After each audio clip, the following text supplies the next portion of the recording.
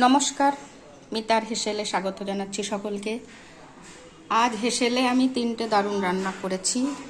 আপনাদের যদি ভালো লাগে তো লাইক, শেয়ার, কমেন্ট আর সাবস্ক্রাইব করে দেবেন চ্যানেলটি। তা 3টি রান্নার মধ্যে আমি একটা করেছি আলু দিয়ে গুড় জেলি মাছের ঝোল, একটু হালকা মানে অল্প ঝোল রেখেছি।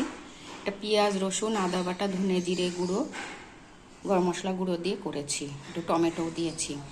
আর মাছগুলোকে ভালো করে লবণ হলুদ মাখিয়ে ভেজে নিয়ে তারপরে একটু জিরে ফোড়ন দিয়ে রান্নাটা করেছি। আর করেছি উচ্ছে, আলু, বরবটি, কুমড়ো, একটু সর্ষে ফোড়ন দিয়ে ভাজা, লবণ হলুদ সব কিছু দিয়ে ভালো করে নেড়ে চেড়ে এটাকে করেছি। আর করেছি মটরের ডাল, একটু ছোলার ডাল, মুগ ডাল, মুসুরির ডাল, 4 রকমের ডাল সিদ্ধ করে নিয়ে